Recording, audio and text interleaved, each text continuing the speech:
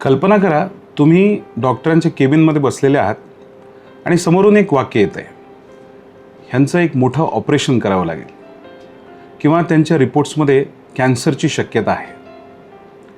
त्या एका वाक्यानंतर घरातली सगळी शांतता बदलते.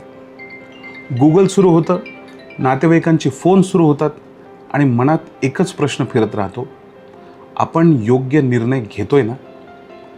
अशा वेळी एक दुसराही प्रश्न मनात येतो, दुसऱ्या डॉक्टरांचं मत घ्यावं का? पण लगेच संकोच वाटतो, डॉक्टरांना वाईट तर नाही वाटणार ना?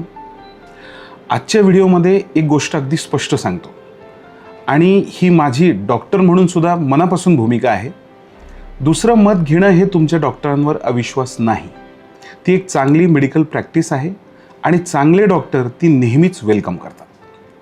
आज आपण समजून घेऊ दुसरं मत कधी घ्यायचं, कसं घ्यायचं, कधी अजिबात वेळ घालवायचा नाही आणि कुठल्या चुका टाळायच्या.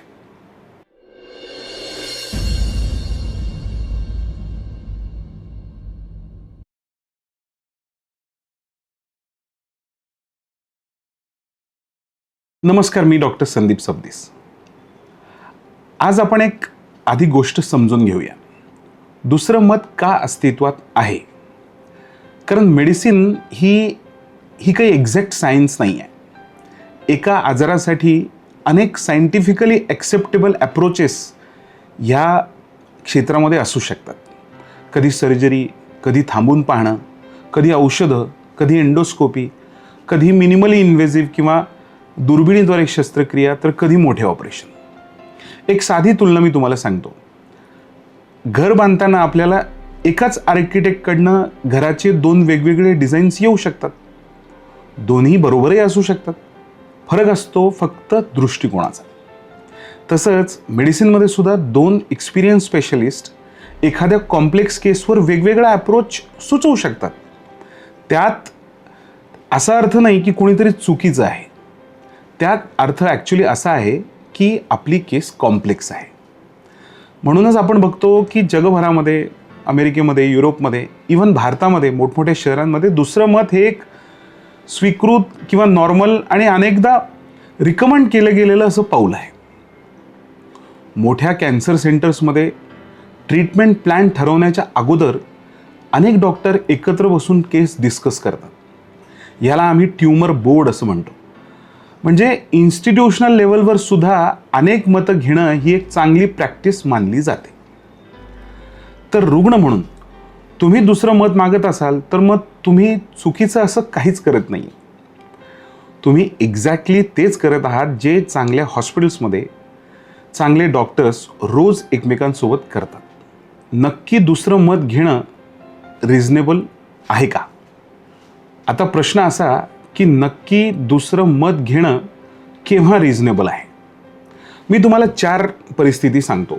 परिस्थिती नंबर 1, मोठी किंवा आयुष्य बदलणारी सर्जरी. म्हणजे जेव्हा एखादी मोठी किंवा अगदी आपल्या आयुष्यामध्ये खूप मोठा बदल घडवू शकणारी सर्जरी जर तुम्हाला सुचवलेली असेल, जसं की लिव्हर ट्रान्सप्लांट किंवा पॅनक्रियाचं रिसेक्शन किंवा मोठ्या आतड्यांचं एक मोठं सर्जरी, अन्ननलिकेची सर्जरी किंवा मोठं cancer surgery, even bariatric surgery जरी तुम्हाला सुचवली गेलेली असेल, तर अशा केसमध्ये तुम्ही सेकंड ओपिनियन घ्यायला हवं. अशा सर्जरीजमध्ये फक्त ऑपरेशन हा मुद्दा नसतो. पुढचं आयुष्य कसं राहील, रिकव्हरी कधी होईल, अर्जन्सी किती आहे, हे सगळं समजून घ्यावं लागतं आणि त्यामुळं इथं दुसरं मत घेणं अत्यंत रिझनेबल आहे. सिच्युएशन नंबर 2, तुम्हाला एखाद्या मेजर कॅन्सरचं निदान झालेलं असेल तर इथे आपण सेकंड ओपिनियनचा विचार केला पाहिजे. कारण कॅन्सर हा शब्द ऐकला की घरचं वातावरण बदलतं, भीती वाटते, घाई आणि गोंधळ होतो आणि हे अगदी नॅचरल आहे. पण कॅन्सर ट्रीटमेंटमध्ये स्टेजिंग, बायोप्सी करणं, त्याचं इंटरप्रिटेशन, वेगवेगळ्या इमेजिंग किंवा वेगवेगळ्या प्रकारच्या तपासण्या आणि ट्रीटमेंट सिक्वेन्स, म्हणजे सर्जरी अगोदर का किमोथेरपी की रेडिएशन थेरपी की फक्त किमो रेडिएशन, हे सगळं महत्त्वाचं असतं.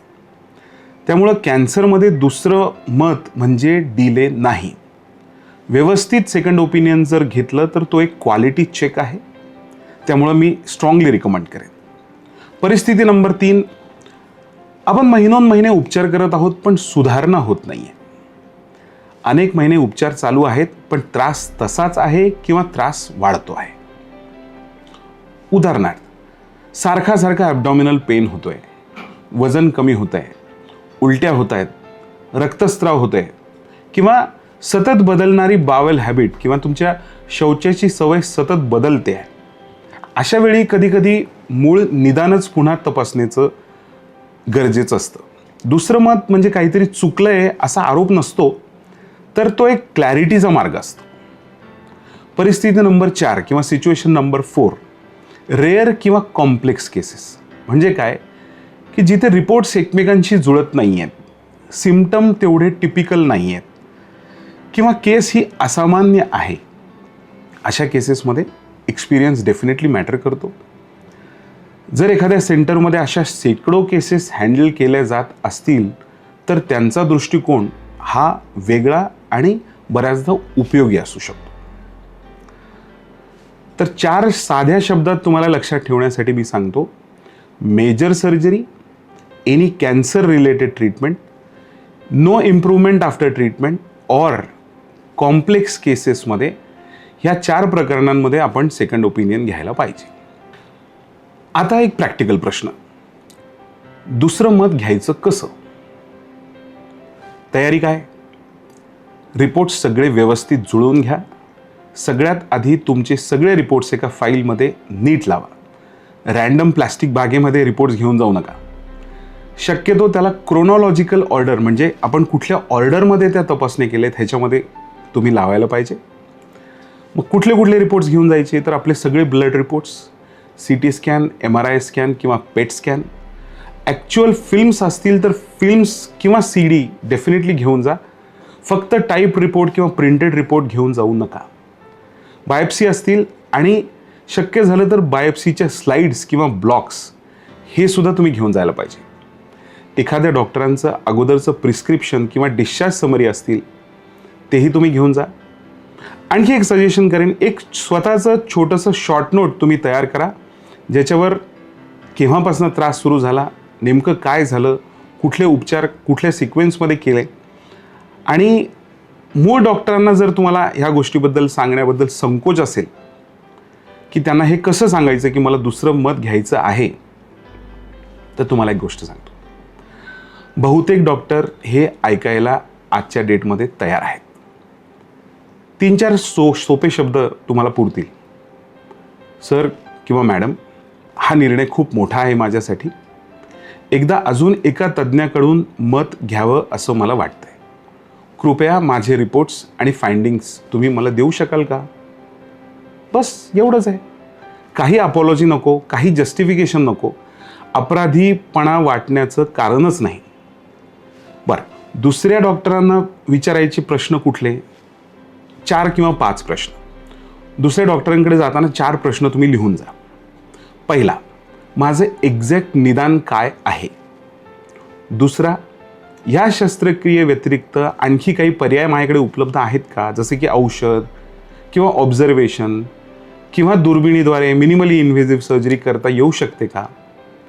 तिसरा, ह्या सर्जरी किंवा ट्रीटमेंट संबंधचा निर्णय हा किती अर्जंट आहे? थोडे दिवस थांबून मला प्लॅनिंग करता येईल का? आणि चौथा, ही जी ट्रीटमेंट आपण करणार आहोत ह्याचं लॉंग टर्म आणि पॉसिबल काही कॉम्प्लिकेशन आहेत का? 2 सोप्या आणि व्यावहारिक गोष्टी, आणि शेवटच्या 2 व्यावहारिक गोष्टी अशा: नोटबुक घेऊन जा. कन्सल्टेशन दरम्यान आपण इमोशनली ओव्हरव्हेल्म्ड असतो, त्यामुळे डिटेल्स लक्षात राहत नाहीत. आणि कुटुंबातनं एक शांत व्यक्ती सोबत घ्या, जी शांतपणे डॉक्टरांचं बोलणं ऐकू शकेल आणि नोट्स घेऊ शकेल. आता एक अत्यंत महत्त्वाची स्पष्ट सूचना मला तुम्हाला सांगायची आहे. दुसरं मत म्हणजे नेमकं काय नाही हे सुद्धा मी तुम्हाला नीट सांगतो. दुसरं मत म्हणजे प्रत्येक टेस्टवर शंका घेणे नव्हे. साधा ॲसिडिटीचा किंवा सामान्य खोकला, फीवर, रुटीन ब्लड रिपोर्ट्स, इथे दुसऱ्या मतांची गरज नाही. दुसरं मत म्हणजे मला हवं ते उत्तर मिळेपर्यंत डॉक्टर बदलत राहणे, हे सुद्धा नाही. जर 2-3 एक्सपिरियन्स डॉक्टर तुम्हाला तेच सांगत असतील तर बहुधा तेच खरं ऑप्शन असेल, तेव्हा त्याला ॲक्सेप्ट करणं हाच एक योग्य पर्याय आहे असं मला वाटतं. आणि सर्वात महत्त्वाचं, इमर्जन्सीमध्ये दुसरं मत घेण्यासाठी वेळ घालवू नका. उदाहरणार्थ परफोरेशन म्हणजे आतड्यांना छिद्र पडलं असेल, आतड्यांना पीळ पडणं म्हणजे इंटेस्टायनल ऑब्स्ट्रक्शन असेल, अनकंट्रोल्ड ब्लिडिंग होते आहे, पेशंट खूप सेप्सिसमध्ये आहे, शरीरामध्ये विष पसरतं आहे किंवा गँग्रीनसारखे सिम्पटम्स आहेत, अशा वेळी टाईम घालवू नका. दुसरं मत नंतर घेता येईल, पण त्या क्षणी जवळची उपलब्ध असलेली चांगली आणि कॅपेबल अशी मेडिकल केअर ही सर्वात महत्त्वाची आहे. एक साधा रूल लक्षात ठेवा. सिरियस केस असेल दुसरं मत, इमर्जन्सी केस असेल तर first available competent care facility. शेवटी एक गोष्ट सांगतो, आणि ही माझ्या सहकारी डॉक्टरांना सुद्धा आहे. चांगले डॉक्टर दुसरं मत वेलकम करतात. ते म्हणतात नक्की घ्या, मी रिपोर्ट्स देतो, मलाही कळवा त्यांचं काय मत आहे, आणि गरज पडली तर एकत्र बसून आपण निर्णय घेऊ. हो, हे आदर्श उत्तर आहे आणि भारतात हजारो डॉक्टर हेच रोज करतात. रुग्ण आणि डॉक्टर एकमेकांचे शत्रू नाहीत, आपण एका टीममध्ये आहोत. त्यामुळे दुसरं मत हे त्या टीमचाच एक टूल आहे, ते शस्त्र नाही. तर एका वाक्यात आजच्या व्हिडिओचं सार जर तुम्हाला सांगायचं तर दुसरं मत हे रुग्णांचा हक्क आहे, चांगली मेडिकल प्रॅक्टिस आहे आणि बहुतेक डॉक्टर ती वेलकम करतात. विचारायला घाबरू नका, पण रिझनेबल असं बिहेवियर राहू द्या.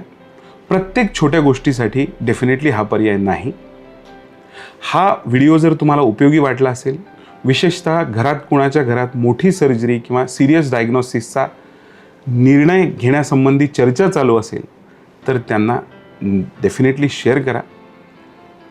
आरोग्यासंबंधी अशाच व्हिडिओ बघण्यासाठी आम्हाला सबस्क्राईब करा. Thank you so much. पुन्हा भेटूया पुढच्या भागामध्ये.